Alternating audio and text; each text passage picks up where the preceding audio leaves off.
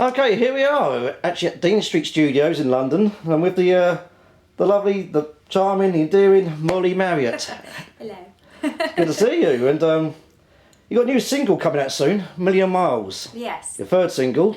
Third single. Yeah. And if you don't mind me saying, it's sort of got a very sort of a Fleetwood Mac vibe to it. I don't mind you saying that at all. That's a very big compliment. So thank you very much for saying that. It was something that Sam Tanner and I, we wrote together, and I wanted it as a ballad, and he said, no, I can hear this real driving beat behind it, and I was so, no, please don't.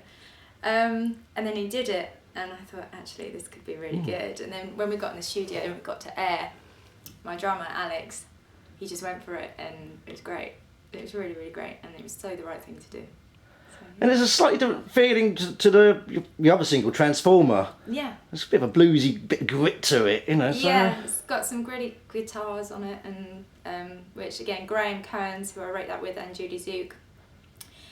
We wrote that in Brighton, actually, at Graham's, and he came up with this really cool blues riff, and I was like, I like that. Mm-hmm. And Judy being amazing with her melodies and her words, and the two of us together, she just brings out something in me.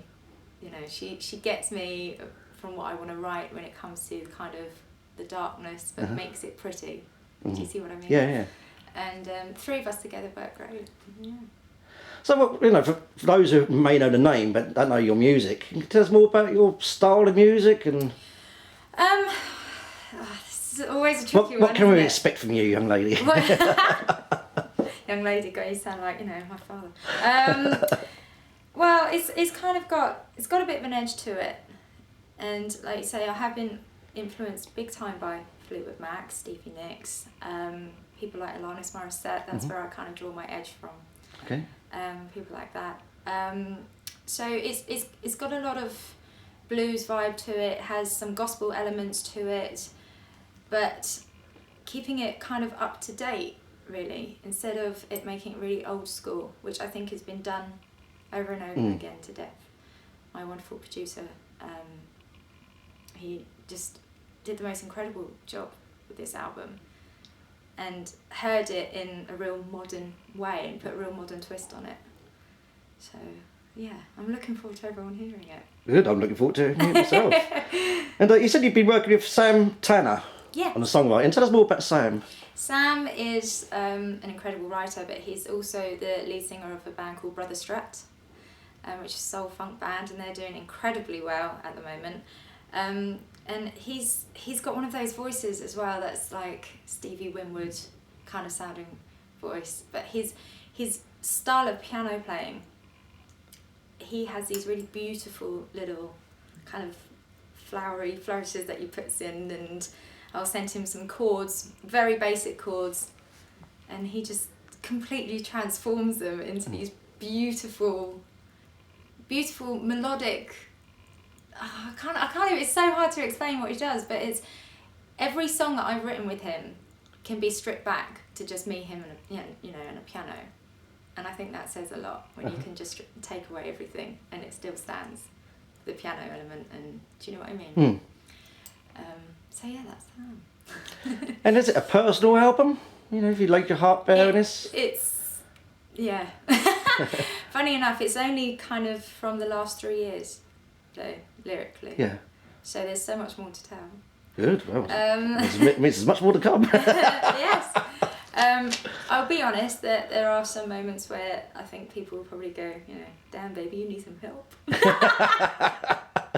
I'm just a man to do it, I'd be thinking. But I remember when we sat back, Steve and I had finished it, and we sat back and we listened to one track after the rest, and by the fourth one I was like, God, I'm depressing. And he was like, but it's great, is that it's not wanting to, it's not slow or everything. It's got some really great moving tracks like A Million Miles. And yeah, I'm looking forward to it. Marvellous, and luckily I've had a sneak preview of Million Miles, and it's a lovely single, and I really like it actually. It is really... Funny enough, you mentioned Stevie Nicks, and it's sort of a cross between Stevie Nicks and Christine McVie actually. It's somewhere in the middle, yeah, someone else said that with Christine. And it is like very rumours Fleetwood Mac, and yes, it's fantastic. That's one of my, I call them my foundation albums. Yeah. And that was definitely one of them, Rumours. It was the first one I bought on vinyl. Yeah.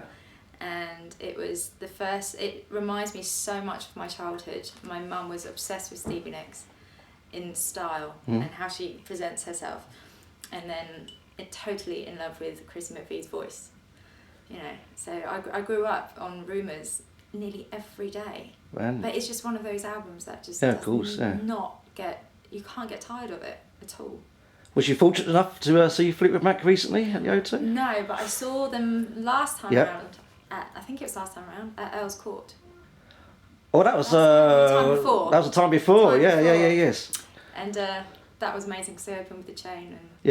And it was just great because it was focused on Mick Fleetwood's eyes.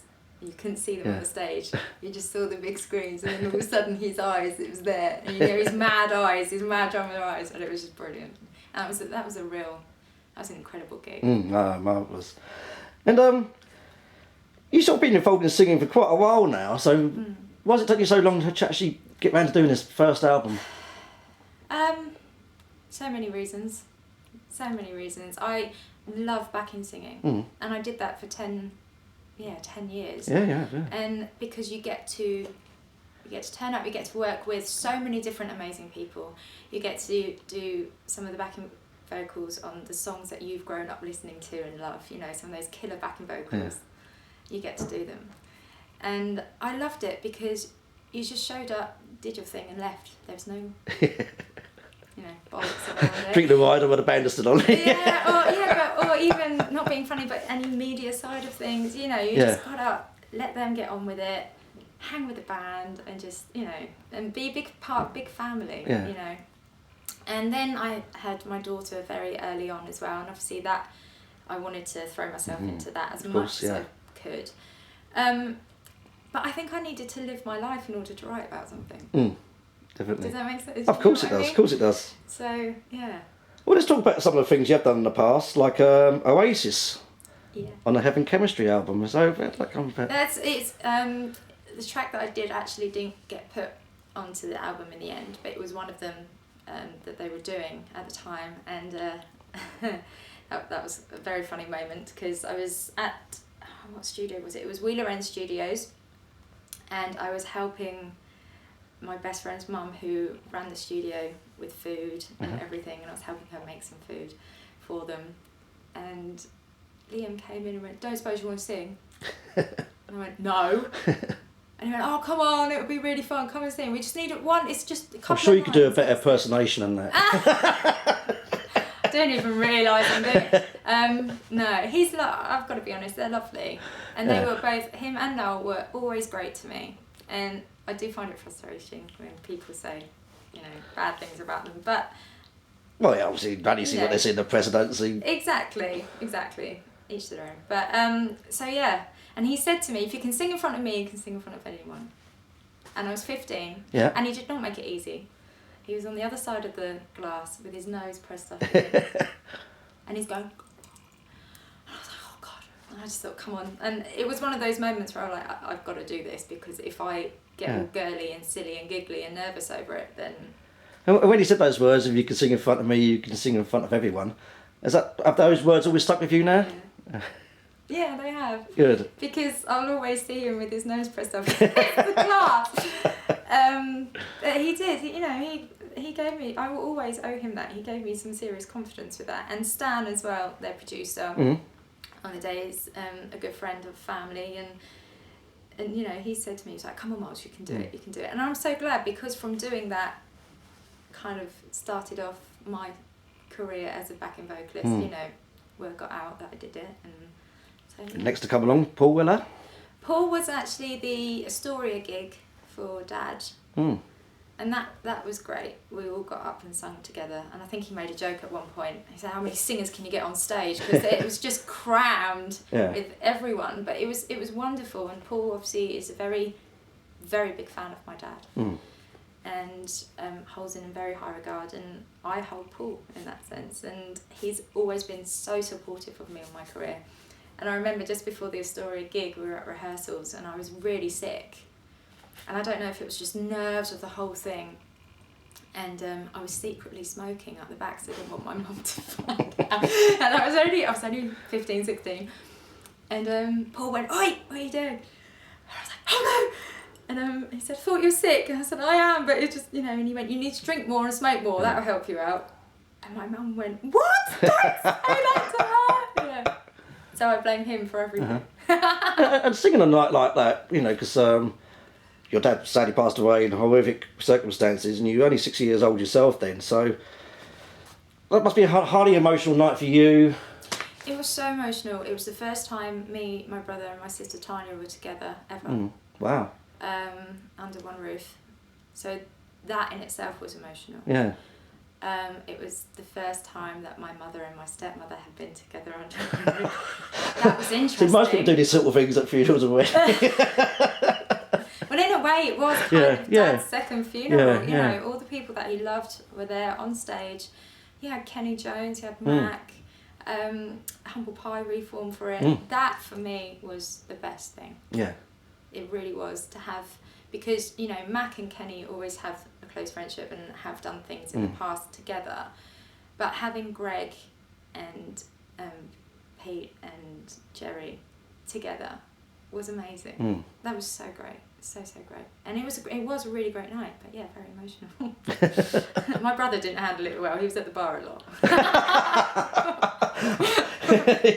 Idea. There's also another similar event a couple of years later at the Albert Hall for the Wally Lane Memorial Concert. Yeah, that was crazy actually, because it was so different to Dad's. Dad's felt kind of, I know this sounds weird, but it's the only way Dad's felt really cramped and like dirty and, everyone's sweaty and just rocking out, whereas Ronnie's one was more, it felt more peaceful. It was the Albert Hall, it was a bit more salubrious as well. Yeah, but I mean, it just summed them both up, I thought, as people. And it just made me laugh, and looking back at it, it just completely sums it up. But again, another wonderful night, with Slim Chance and Woody, and it was great. And was that your first experience of singing on a real big stage? You did it before? Yeah, Albert Hall. Yeah, I've been really fortunate to do it a few times, and it's my favourite place. And all these artists that say they want to do the O2, I have no desire. I don't. Oh really? I have no desire at all to do it, because I think places like that, I've never even been to a gig there, because I just think it loses the atmosphere, surely. You don't think? No. Whenever I go there as a punter, I'm sitting there, and half the time I'm looking at the roof and looking around at the tiers. It's just such a wonderful... Really? Yeah. Oh. See, I love going to places like Coco or Brixton, where it's crammed, or like the Astoria, where it's crammed and everyone's just getting really, and it's part of the vibe, So I'm sorry, a cup of tea. Okay, one we are allowed to talk about, the lovely P.P. Arnold, who obviously worked with your dad on Tin Soldier. And is the ultimate Beyonce. So, yes, the original Beyonce, the non-pretentious Beyonce. Yes, I love her. She's my soul godmother. I love her very, very much. She's given me some incredible advice. We've really reconnected the last few years, and we had a really beautiful moment actually, me, her and my sister, in Worthing in a hotel, 3 of us on a bed just talking.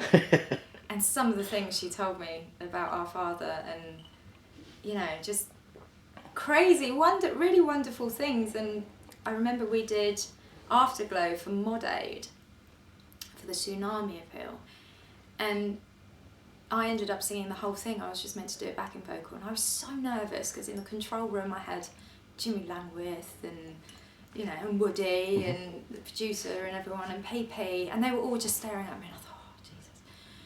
And I don't sing my dad's songs. I just don't, because I find that a bit tacky, I think, and they're so great. No one should touch them. That's how I feel. Yeah. And I was so nervous, and I had to do Afterglow. And she came in, and she held my hands, and she went, "You know what this is about, right?" And I kind of gathered. She went, it's about me and your dad. And that's how that bombshell was dropped on her. And I went, what? And she just winked. I went, just think of that when you sing. I went, I don't want to think of that when I sing. And it's like, wow, okay. But it's strange, in a very strange way, it kind of connected us even more, you know? And it was great. And she said, I love that you're singing this song. And now that is the only song I will sing of Dad's. Wow, that's amazing and interesting to hear that. It's amazing. And we do love P.P. Arnold, like you say, she's a lovely lady, woman. Yes. And more recently, you've been working with Jim Stapley. Oh, God, I have, yes. And, this album has not been sold worldwide, it should be. The album, a long time coming. Are you listening? And tell us more about Jim Stapley, because he's a great artist. He is, oh, God, I don't even know where to start. And I know he's going to see this and he's going to expect me to blow serious smoke up his bum, so I better not let him down. But he deserves it. He's one of the greatest vocalists I've heard of his age in a really, really long time. He's a phenomenal writer. He's a really beautiful writer, great player as well. And we met at a Hurtwell Park gig and he was fronting the Jones Gang. And Kenny asked me to come along and do some backing vocals. And I remember my friend who was managing him said, you two will really click, I've just got this feeling. And I said, well, what does he look like? And she said, typical 90s rock star. I said, okay. And she said, you'll know it's him, trust me. And I was stood with my partner at the time and he's going, that's him. And some guy would walk in and I'm like, no, that's not him. Another guy would walk in, that's him. I was like, no. And then I turned around and it was like something, you know the movie Rockstar? Yeah. It was like something out of that. He had a guitar on his back, these aviators on, and the wind blew his hair. He was walking towards me and I was like, that's him. And he got up and just, he's like some kind of Mick Jagger, Freddie Mercury dude on stage. He just holds the stage and he's crazy on stage, but he has the goods to back it up, you know. And we had a great time doing the album. We have great times when we're live with the band. It's a phenomenal live band. And it's a really wonderful album by Tony Visconti. Yes, produced by us. Incredible. Yeah. And here at Dean Street. Yes, so great. get the album for it. And let's talk, you know, obviously your father was Steve Marriott, and as a solo artist yourself, Mollie Marriott, does that sort of go for you or against you? 'Cause it must be a double-edged sword at times. Yeah, I think a lot of people feel that with my family, it's so easy for me. And in many ways it is. I've been very fortunate to obviously connect with some great people growing up that I know will have my back and not screw me over in this industry, which is very hard to find these days. And I've learned some lessons obviously from watching my family go through it. So in that way, it's a real bonus. But then I also have to now prove a lot of people. In some ways, you've got to try harder, a lot harder. Yeah. A hell of a lot harder. And it's nerve-wracking, and that is another reason why I didn't want to do it. You know, as a solo artist, I didn't want that comparison. I think it would be worse if I was a guy. I think it's harder for my brother. The fact that I'm a girl, I think, makes it a bit easier. But I don't sing like my dad. No one sings like my dad. And I think people need to remember that only my dad will ever sound like him. And there's one blessing, obviously, young rock fans, you know, people 18, 20 might not be aware of who your dad is. No, I tell you... I don't mean it in a nasty way, you know. No, I tell you something funny. I had formed a great friendship with the band Rival Sons. Yep. And when I first saw them, I said to Jay Buchanan, the lead singer, I said, God, you sound like my dad at times. And he said, I've got to be honest with you, I haven't got a clue who your dad is. And I loved it. Yeah. I just absolutely loved it, because I thought someone who sings just like that. That surprised me, actually, because he's quite knowledgeable of his music as well. Yeah, and he said, I'm so sorry, I didn't know who your dad was. And I said, it's totally fine. I love that you don't, you know, and yet you still sing with his kind of style. It's brilliant. There's no, you know, it's not copying, which happens a lot. Fantastic. And what's it like for you when, like, older fans may come up to you and say, oh, I knew your dad really well, and so you was only 6 years old. So is that nice to hear, or was that like... It's lovely. It is lovely. I mean, I had one guy get quite cross with me because I didn't remember him, but he then continued to tell me that he lived above me, mum and dad in an apartment when I was 6 months old. And we moved out when I was a year.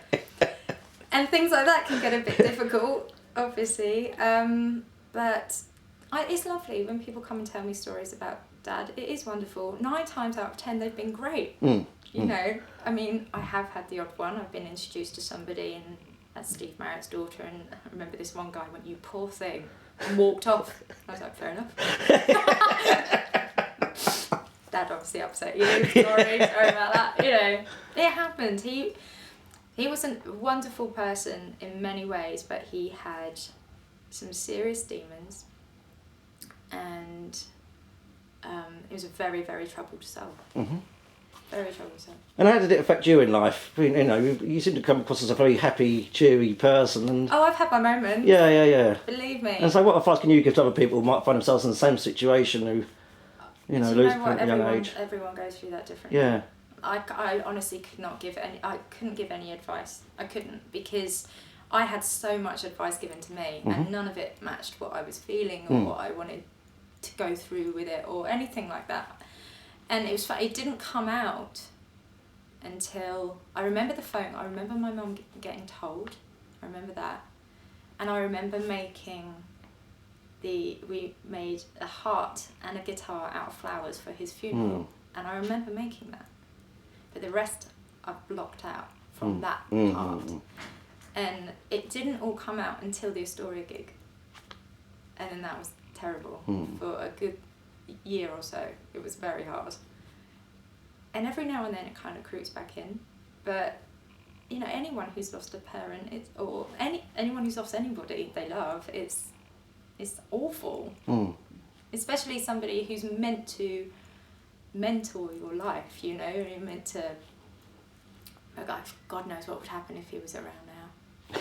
I don't know, we might not get on. I don't know. He'd take you off for a lot of things, Well, yeah, probably. But funny enough, I saw Frampton in Nashville last year, and we were talking about it. We sat in his studio and we were listening to some Humble Pie stuff, and I got a bit emotional over it, and so did he, so we stopped.